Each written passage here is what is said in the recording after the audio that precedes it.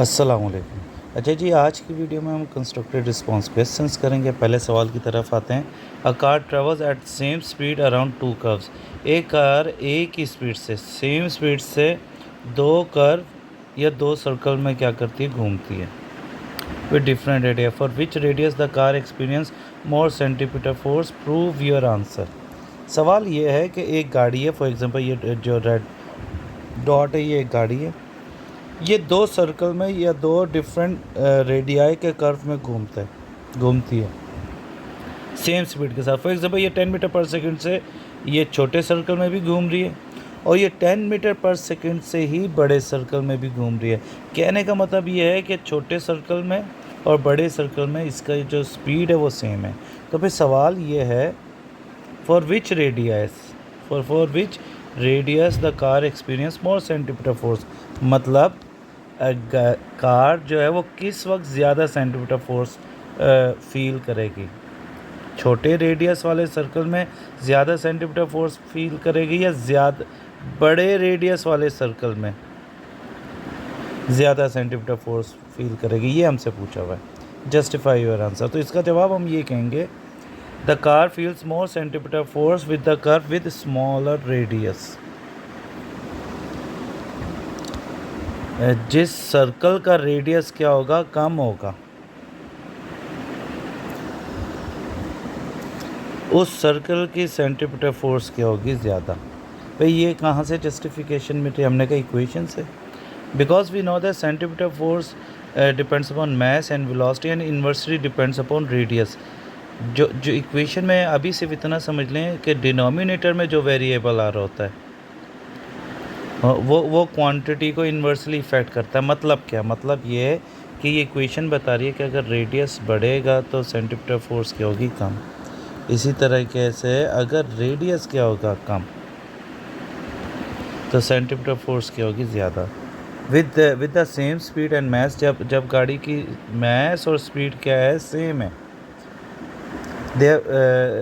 F is inversely proportional to R, therefore the smaller the radius the larger the centimetre.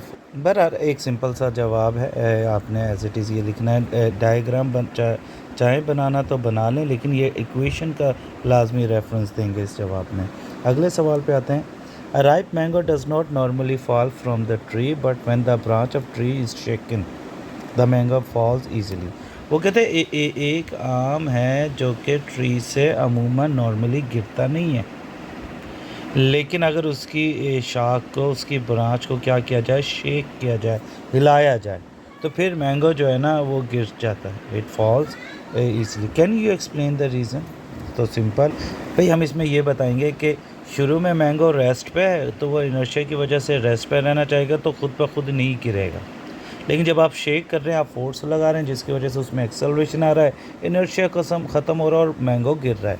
अब इसका जवाब हम इस तरह लिखेंगे, a ripe mango does not fall from the tree because it is at rest and due to its inertia it continues the state of rest, while when the branches is shaken, when the branch is shaken, force is applied which produces acceleration and the mango falls down easily. But that is the answer. 4.3 सवाल की तरफ आते हैं। Simple सवाल है, discuss the concept of stability. पहले तो बताएं कि स्टेबिलिटी का कॉन्सेप्ट क्या है एंड सेंटर ऑफ ग्रेविटी, और सेंटर ऑफ ग्रेविटी और स्टेबिलिटी का क्या कॉन्सेप्ट है in relation to objects toppling over. Toppling over होता है जब ऑब्जेक्ट नीचे गिरता है। Provide an example where an object centre of gravity affects its stability. पहले तो कॉन्सेप्ट बताना है कि स्टेबिलिटी का और सेंटर ऑफ ग्रेविटी का क्या एक कॉन्सेप्ट रिलेशन है और क्या एक ताल्लुक है ऑब्जेक्ट के टॉपल ओवर में गिरने में। फिर एक ऐसी एग्जांपल देनी है जिसमें ऑब्जेक्ट्स की हमने किसी भी ऑब्जेक्ट की हम क्या चेंज करेंगे, सेंटर ऑफ ग्रेविटी, जिसकी वजह से उसकी स्टेबिलिटी पे क्या आ रहा है, इफेक्ट आ रहा है। And explain how alternating space support can influence, मतलब बेस जो है वो कैसे इन्फ्लुएंस डालेगी स्टेबिलिटी पे। तो हम इसके जवाब में सिंपल बताएंगे कि an object topples when the vertical lines through centre of gravity falls outside its base of support. मतलब यहाँ पे अगर आप देखें, this is our centre of gravity, ये जो है ये है बेस। तो जब तक ये सेंटर ऑफ ग्रेविटी की वर्टिकल लाइन कहाँ से गुजर रही है, बेस में से, किसी भी ऑब्जेक्ट के बेस में से, तो वो ऑब्जेक्ट टॉपल ओवर नहीं होगा, मतलब क्या रहेगा, स्टेबल रहेगा, गिरेगा नहीं।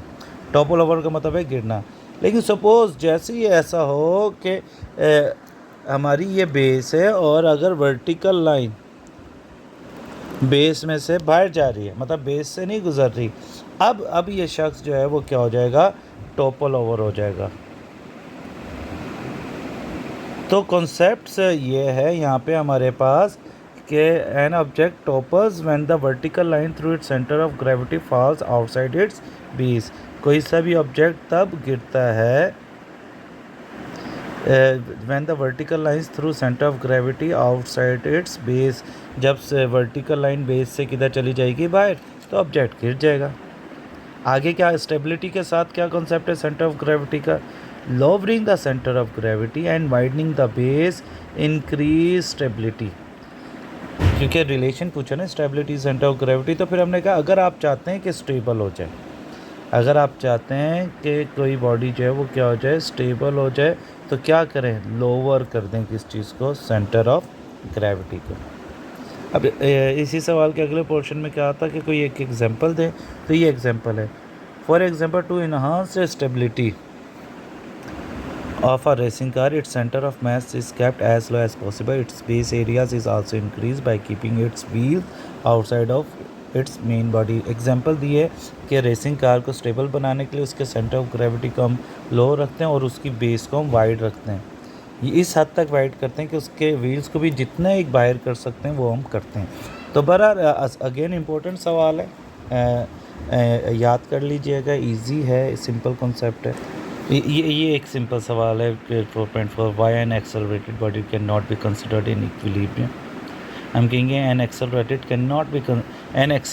Body can not be considered in equilibrium because for a body to be in equilibrium sum of net force and torques must be zero. वो कहते हैं एक एक्सेलरेटेड बॉडी को आप क्यों नहीं कहते कि वो इक्विलिब्रियम में, तो हमारा आर्ग्यूमेंट और जवाब ये है कि हम एक्सेलरेटेड बॉडी को नहीं कहते कि वो इक्विलिब्रियम में। क्यों? क्योंकि इक्विलिब्रियम की दो कंडीशन है कि सम ऑफ नेट फोर्स भी क्या होना चाहिए, ज़ीरो, और सम ऑफ टॉर्क भी क्या होना चाहिए, ज़ीरो होना चाहिए। which means if a body is accelerating it has net force, so it will not be in equilibrium. And the last question, 4.5, two boxes of same weight but different heights are lying on the floor of a truck. दो boxes हैं जिनका wait एक जैसा wait है, लेकिन height क्या है, different, having different height, are lying on the floor of the truck. एक ट्रक के फ्लोर पर है, दो बॉक्सेस हैं लेकिन दोनों की हाइट डिफरेंट है। If the truck makes a sudden stop, which box is more likely to tumble over और टॉपल ओवर। वो कहता है अगर ये ट्रक अचानक क्या लगाए, ब्रेक। सपोज़ ये एक ट्रक के अंदर दो बॉक्सेस हैं, दोनों का वेट की सेम है लेकिन हाइट क्या है, मुख्तलिफ है, और ये अचानक क्या लगा है, ब्रेक। तो इनमें से कौन सा किसके चांसेस ज़्यादा हैं कि वो गिर जाएगा। हमने कहा वो वाला बॉक्स जिसका सेंटर ऑफ ग्रेविटी किधर है, हाइट पर है, जिसके सेंटर ऑफ ग्रेविटी की हाइट क्या है, ज़्यादा, उसके चांस ज़्यादा है कि वो गिर सकता है। और वो बॉक्स जिसका सेंटर ऑफ ग्रेविटी की हाइट क्या है, कम, वो कंपैरेटिवली क्या रहेगा, स्टेबल। यही हमारा जवाब है। The taller box is more likely to tumble over. जो टॉल बॉक्स है उसके चांसेस ज़्यादा है कि वो गिर जाएगा, ये या टॉपल ओवर हो जाएगा। When a truck makes a sudden stop, this is because taller box has a higher centre of gravity making it less stable. तो ये 5 शॉर्ट क्वेश्चन है, कॉन्सेप्चुअल, पाँचों इंपॉर्टेंट है, पेपर के लिए भी इम्पोर्टेंट हैं, बिल्कुल आ सकते हैं। पाँचों ही ऐसे सवाल हैं जो पेपर में आने वाले हैं। तो आज के लिए इतना ही है, फिर इंशाल्लाह ताला नेक्स्ट वीडियो में देखेंगे मज़ीद, अगर आगे हम न्यूमेरिकल्स वगैरह करने में इस चैप्टर के थे। Thank you so much.